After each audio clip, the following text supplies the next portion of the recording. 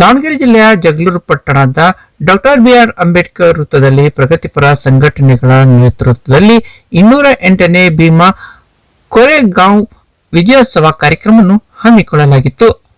ಇದೇ ವೇಳೆ ಕೆಪಿಸಿಸಿ ಸದಸ್ಯ ಕಲ್ಲೇಶ್ ರಾಜ್ ಪಾಟೀಲ್ ಕಾರ್ಯಕ್ರಮವನ್ನು ಉದ್ದೇಶಿಸಿ ಮಾತನಾಡಿದವರು, ಭೀಮಾ ಕೊರೆಗಾಂವ್ ದಿನವು ಕೇವಲ ಒಂದು ಯುದ್ಧದ ಸ್ಮರಣೆ ಮಾತ್ರವಲ್ಲ, ಅದು ಸಮಾನತೆ, ಹಕ್ಕುಗಳು ಮತ್ತು ಗೌರವಕ್ಕಾಗಿ ನಡೆದ ಐತಿಹಾಸಿಕ ಹೋರಾಟದ ಸಂಕೇತವಾಗಿದೆ ಎಂದರು.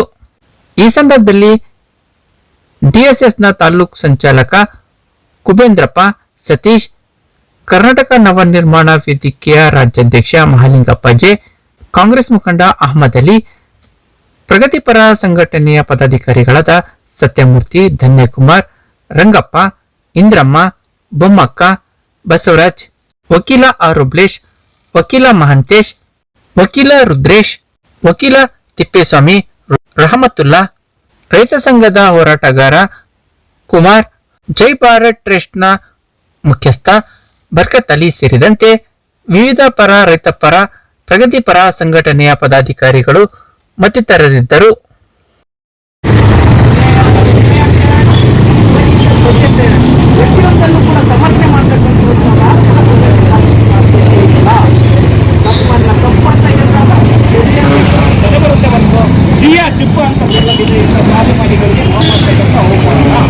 ಹಾಗಾಗಿ ಇದಕ್ಕೂ ಕೂಡ ಸ್ವಾವಲಂಬಿಗಳಾಗೋಣ.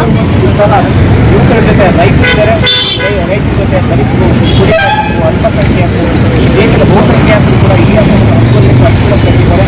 ನಾವು ಪ್ರತಿ ವರ್ಷದಲ್ಲಿ ಅಂತ ಬರ್ತಾ ಇದ್ದೇವೆ. ಹಾಗಾಗಿ